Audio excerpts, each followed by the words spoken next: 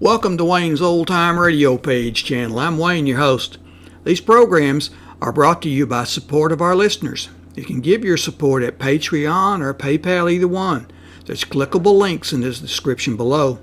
Thanks for your support and enjoy the shows. If you'd like for me to get you a shout out, there's a link to PayPal in the description below. Leave us a donation. We'll get it up here for you. Just tell us who you want it to. You, a friend, a girlfriend, a wife, spouse, whatever. And we'll get it up here. The jell-o program starring Jack Benny with Mary Livingston, Phil Harris, Kenny Baker, and yours truly, Don Wilson. The orchestra opens the program with It's All Yours.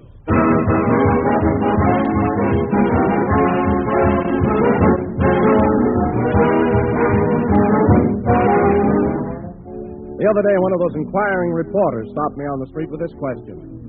Do you believe that men know as much about cooking as women? Well, I had the answer to that one, and I said no, but they know plenty about good things to eat. And that, I told him, is why they all like jell-o. And ladies, I'll bet your own experience has shown you how true that is.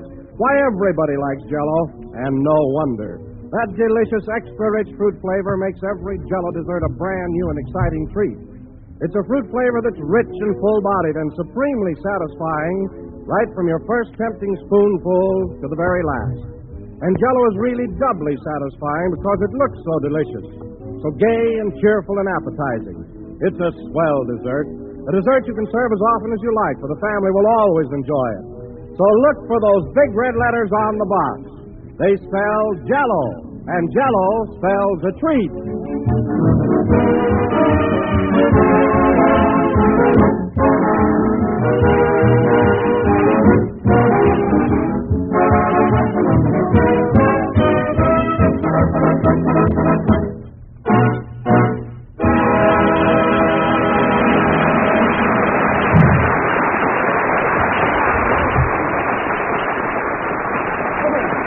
It's All Yours, played by the orchestra. Now, ladies and gentlemen, next Thursday evening, February the 23rd, the winners of the annual Academy Award for Distinguished Achievements in Motion Pictures will be announced. That's right.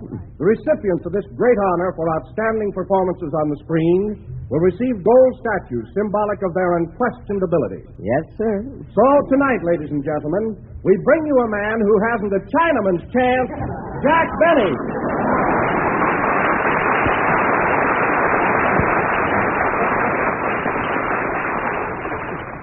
Well, hello again. This is Jack Benny talking. And, Don, that was very funny, but uncalled for. If I were you, Mr. Wilson, I wouldn't be so sure about my not winning the Academy Award for the Best Actor. Well, Jack, you'll have to admit that your name hasn't been mentioned in that connection. Well, that doesn't mean anything. I can always be a dark horse, you know. Can't I, Phil? Not with that gray mane.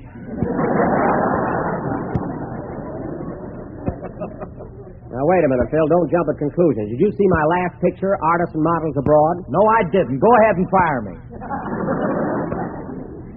I'm not going to fire you, Phil. I'm just trying to bring out a point, that's all. Don, did you see Artists and Models Abroad? Well, to tell you the truth, Jack, I didn't. However, it was raining one night, and I intended to go. Now, what happened? It stopped raining. Oh, well, it's too bad because you sure missed a real treat. Hello, Jack. Hello, Kenny. Say, Kenny, did you see Artists and Models Abroad? Oh, sure. I went the very first week, and I took my girl along. Oh, well, what did you kids think of it? Don't ask us. We were necking like 60.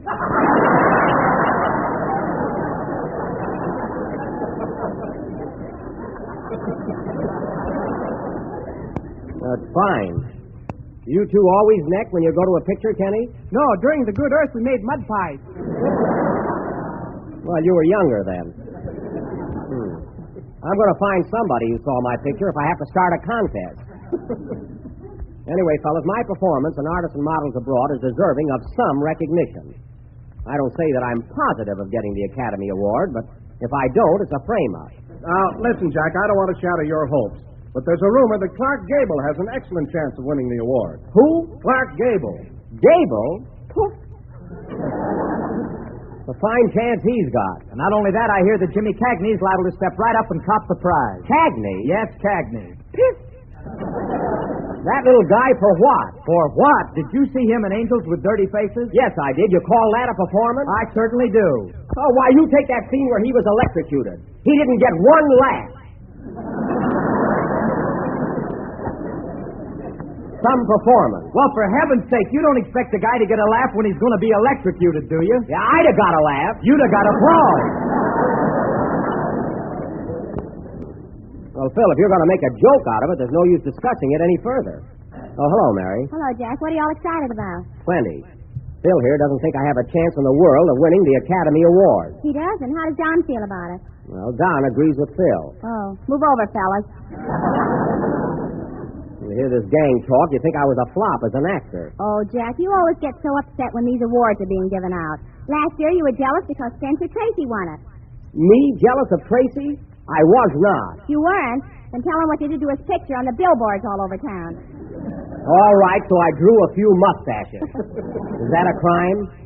Me jealous of Tracy. Yes, and the things you said about him. Now, wait a minute, Mary. All I said was I wish I had my ability and his luck. That's all. Why, Jack Benny, what are you talking about? Spencer Tracy's one of the greatest actors on the screen today or any other day. Oh, he is? Why, certainly. Of course he is. That goes for me, too. Down with Benny. Kenny, this isn't a revolution. We're just having a little discussion. Well, I don't care. Don is right. Listen, Kenny, I'm just as good as Spencer Tracy any day. All I need is a break. Oh, I can't stand this. Ladies and gentlemen, the next time you go to your neighborhood grocer, ask him for a package of jell-o. It comes in 6 delicious flavors: strawberry, raspberry, cherry, orange, lemon, and lime. I'm going out for a smoke.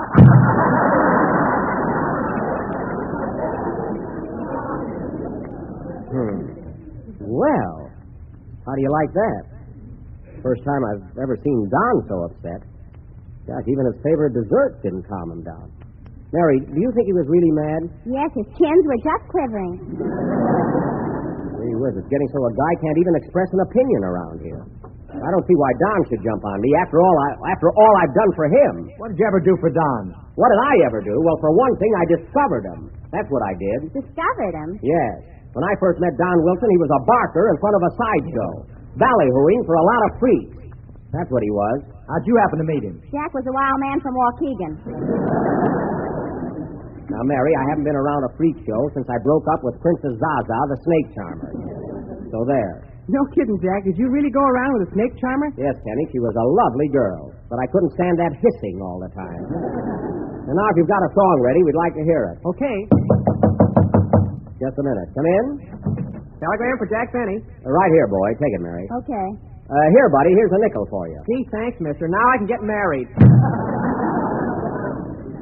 Fresh guy. Who's the telegram from, Mary? It's from your father in Miami Beach, Florida. Oh, from Dad, eh? What does it say? It says, my dear boy, everybody in Miami seems to think you're going to win the Academy Award. Well. But the sun is very hot down here. Oh, good old Dad. Always thinking about the weather. Sing, Kenny. Say, Mary, do you think Don is really offended?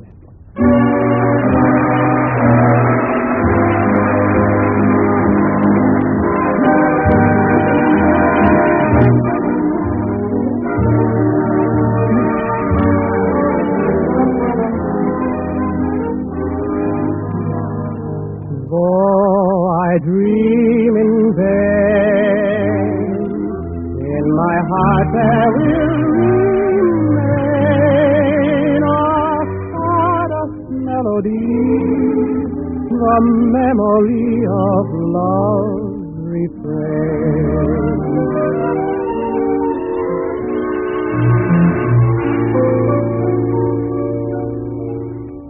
And now the purple dusk of twilight time steals across the meadows of my heart.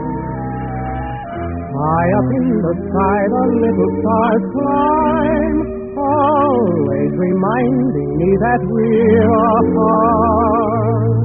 You wander down the lane and far away, leaving me a song that will not die. Love is now the stardust of yesterday, the music of the years gone by. Sometimes I wonder why I spend the lonely night melody haunts my reverie, and I am once again with you. When our love was new, and each kiss an inspiration. But that was long ago. Now my consolation is in the stardust of a song. Beside our garden wall, when stars are bright, you are in my arms. The nightingale tells his fairy tale of paradise where roses grow. Though I dream in vain, in my heart it will remain my stardust melody, the memory of love's refrain. Of love's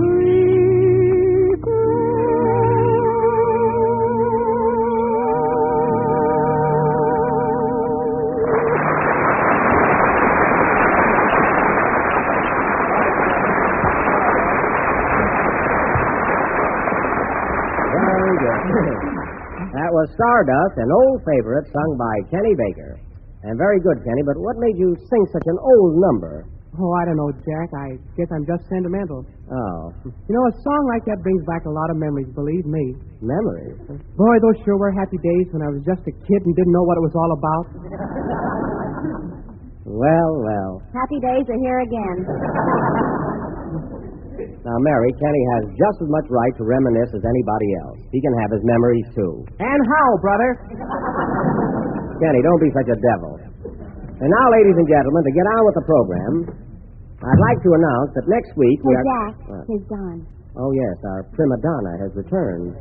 Hello, Don. Did you have a nice smoke? Yes, Jack, and I'm sorry I lost my temper. Oh, that's all right, Don. We can all make mistakes. I didn't make any mistake. Oh. But when you say that you're a better actor than Spencer Tracy, Clark Gable, or Jimmy Cagney, it just nauseates me, that's all. Oh, it does. Well, did you hear that, Phil? Well, Don's right. You sound egotistical. Oh, I do. Gosh, I'm not the least bit jealous of Paul Whiteman or Stokowski. Well, you would be if you were a musician.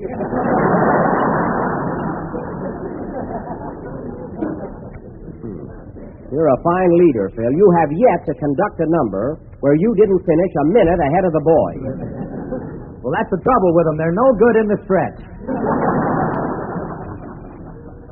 Well, anyway, Phil, Don and I are talking about an entirely different thing. Now, in my picture, Artists and Models Abroad... Your picture, that's all you talk about. Well? Fred Allen was right Wednesday night when he said he saw you in Forum. You can't act at all. Oh, he did. Well, let me ask you something. Did you see Allen in that last picture he made?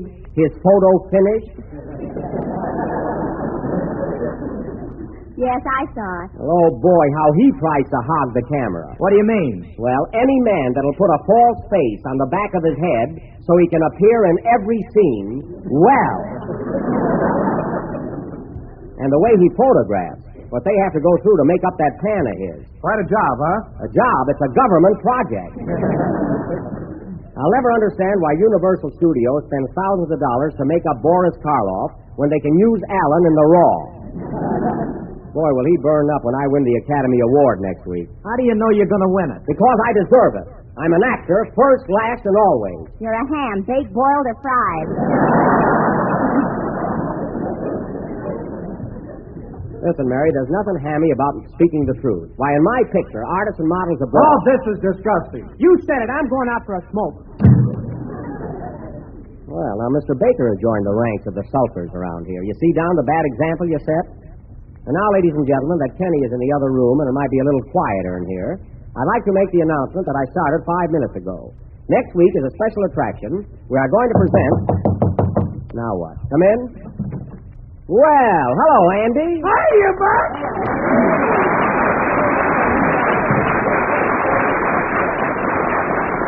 Well, Andy, we haven't seen you for some time now. I was hoping you'd drop in last week for my birthday. Well, better late than never, Buck. Here's a little present Mom made for you. Well, thanks, Andy. Thanks very much.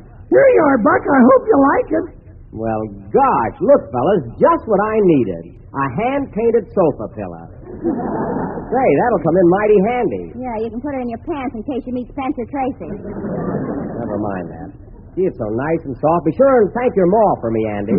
Well, you better thank Pa, too. He got an awful cold in his chest on account of that pillow. He did? Yeah, Ma stuffed it with his beard. Oh, so he cut Pa's beard off, eh? What was the big idea? Well, Ma thought he was making faces at her, and she wanted to find out. I see. Well, I'm surprised your pa let her do it. Is he better looking without it? Oh, he's handsome now. He is, huh? Yeah, when Ma was shaving him, she dug a dimple in his chin. Well, gee whiz, that's something. It's too bad about him losing his Adam's apple, though. Well, all that trouble for this little pillow. Anyway, thanks again, Andy. I'm going to keep this in the living room right next to my melodeon. And now, folks... Oh, Jack, Penny just came in. Oh, yes. Well, Mr. Baker, did you have a nice smoke? Yeah. That's good. Boy, am I dizzy.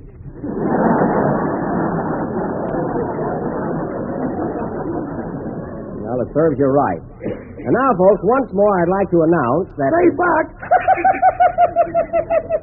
What are you laughing at? Did you hear Fred Allen Wednesday night? Oh, him again. Why? He said you were so cheap you're putting your long underwear away soaking wet so the moths would catch cold. Oh, he said that, eh? Well, how would you like to know that Allen doesn't wear any underwear at all? He doesn't? No, when it gets real cold, he just pins his shirt tail around him and lets the rest of the world go by. So he better shut up. Well, Alan can say anything he wants to about you because you called him a rat. Why, Mary Livingston, I called him nothing of the kind. You didn't say he was a rat? Definitely not. All I said was if the Pied Piper ever came to New York and walked down the street, Allen would join the parade. That's what I said. Oh, then you didn't refer to him as a rodent. No, and the fact that he's partial to food au gratin is just a coincidence. And now, ladies and gentlemen, now that I've put Mr. A in his place, we will have a number by the orchestra. What are you going to play, Phil? Guess. Guess, you mean now or after the number's over? Andy, stick around. Phil's going to rip into a selection for us. Okay, I can stand it if you can. Hit it, Maestro. Ready, boys? 1 for the money, 2 for the show. Nuts the Benny, and here we go. How cute. How cute.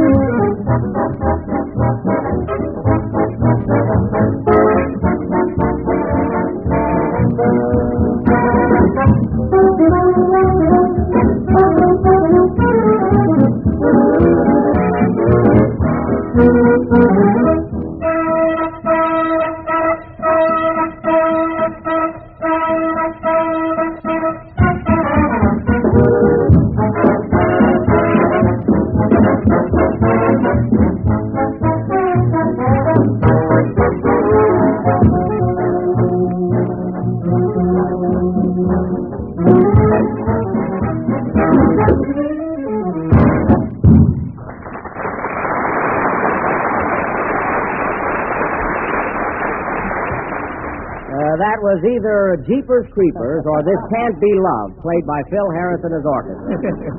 Did I guess right, Phil? No, the name of that was Hold Tight, but you were close. Thanks. You know, Phil, I've been wondering for some time, why do you have 2 piano players in your band? 2, I only have 1. Well, who's that little guy with the mustache at the other piano? Oh, he's lost. He thinks I'm Guy Lombardo.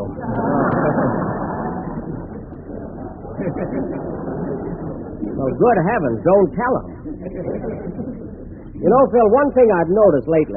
Pardon me for interrupting, Buck, but I think I'll be running along now. I got work to do. Okay, Andy, see you later. So long. So long. Oh, say, Buck, I meant to ask you, did you really get a polar bear for a birthday present last week, or was that just a gag? You went way low on that. I wish it was a gag, Andy.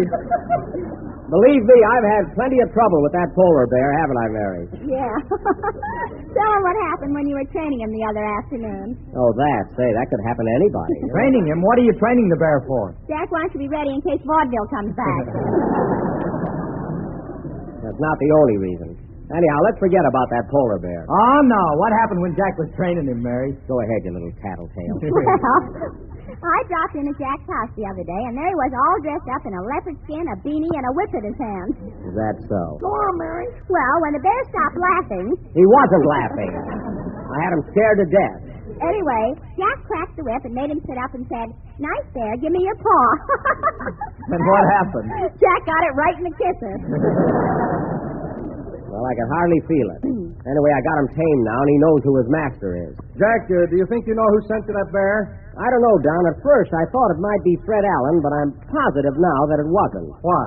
Well, I had Allen's program on last Wednesday, and the bear turned it off.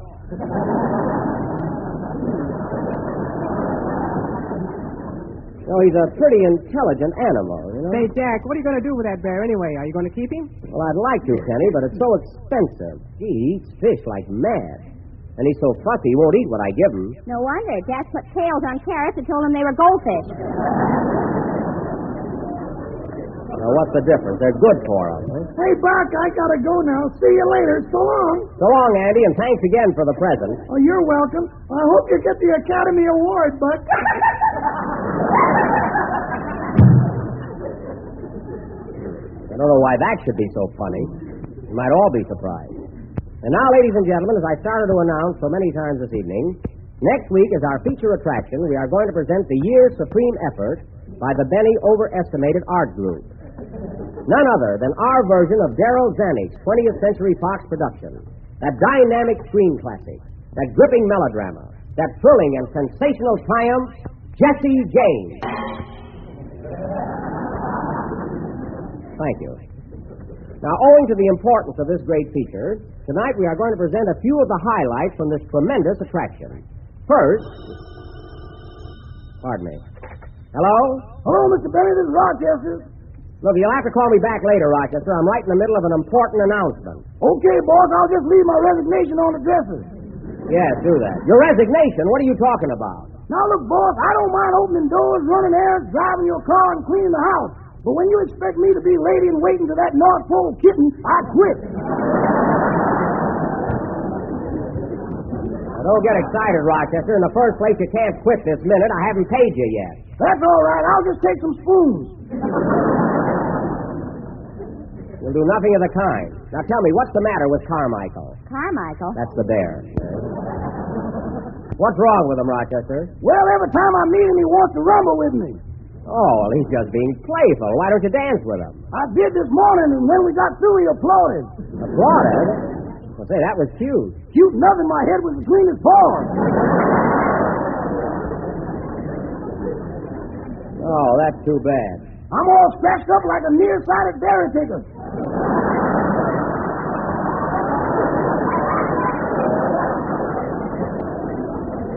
Well, look, Rochester, you should have done what I told you to. I told you to put that polar bear in the garage. I did that a half hour ago. That's no good. Why not? I looked out the window just now, and he was driving by in the car. Rochester, are you sure it was him? I'm positive he waved at me. Then it was Carmichael. My goodness, Rochester, how are you going to get him back? Don't worry, boss. He can't go far. Why not? The car's nearly out of gas, and he didn't take any money with him. Well, I'll be home pretty soon. We'll go out looking for him. Okay, so long. So long. Oh, say, boss, Yes? if you win the Academy Award, will you give me a raise? I certainly will. You'll get a nice, substantial increase. Man, I sure wish you was a better actor.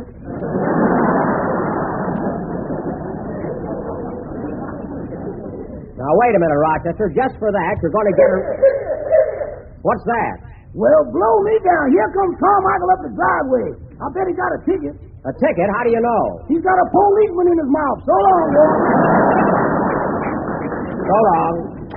Say, you know what, fellas? I got a regular gold mine in that bear. He can dance, drive a car, and everything. See if he could lead an orchestra, you could shoot Phil Harris. Hey, there's an idea. I'll get him a baton tomorrow. Oh, yes, our half hour's nearly up, so right now, ladies and gentlemen, we are going to give you a preview of some of the highlights from next week's attraction. Jesse James.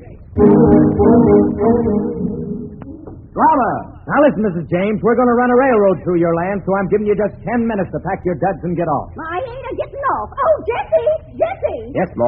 This man is trying to take our farm away from us. Oh, he is, eh? Yeah, what are you going to do about it? Nothing now, but you wait till next Sunday night. Action! Oh. Hey, you. What? Up with your hands. Stick 'em up, quick.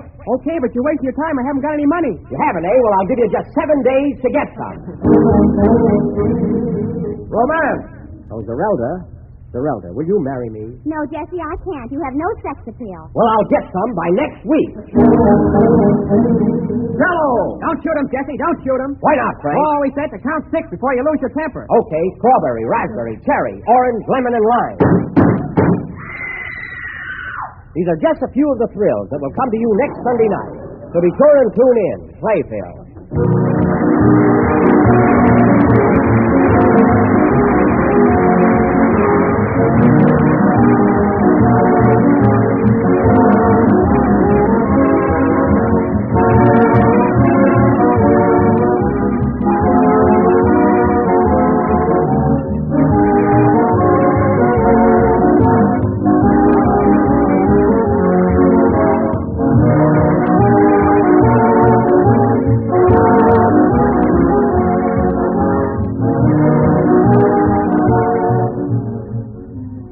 A holiday is a grand excuse to have company for dinner, and I think everybody enjoys that. So here's a swell idea for Washington's birthday dinner. A delicious new fruit salad made with cherry jell-o. You can serve it as your salad and dessert course all in one, and it's easy. Here's how to make it. Dissolve 1 package of cherry jell-o in a pint of hot water and chill until slightly thickened. Then fold in 1/2 cup of seeded canned white cherries cut in quarters and 1/2 cup of diced canned pineapple. Serve on crisp lettuce with plenty of Riu golden mayonnaise, and believe me, you've got something. For cherry jell-o has a deep, glowing crimson color that's mighty tempting, and a delicious, extra-rich fruit flavor that just can't be topped. Combined with white cherries and tangy pineapple, you get a colorful, shimmering salad that's really a picture and tastes just as good as it looks. So ask your grocer tomorrow for some cherry jell-o and try this delicious new salad.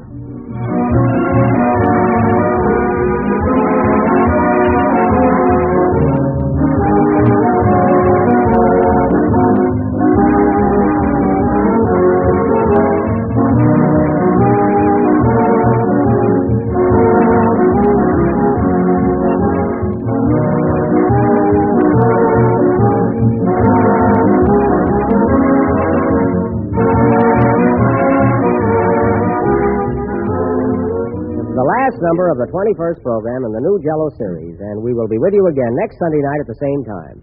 So be sure and listen in, folks. Jesse James will be our feature attraction.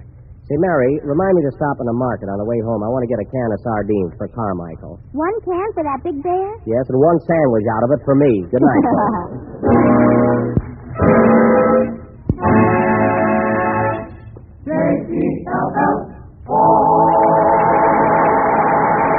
Kenny Baker appears on the Jell-o program for courtesy of Mervyn LeRoy Productions. Included on today's program was Irving Berlin's We'll Never Know and It's All Yours from Stars in Your Eyes. This is the National Broadcasting Company. These programs are brought to you by support of our listeners. You can give your support at Patreon or PayPal, either one. There's clickable links in the description below. Thanks for your support and enjoy the shows.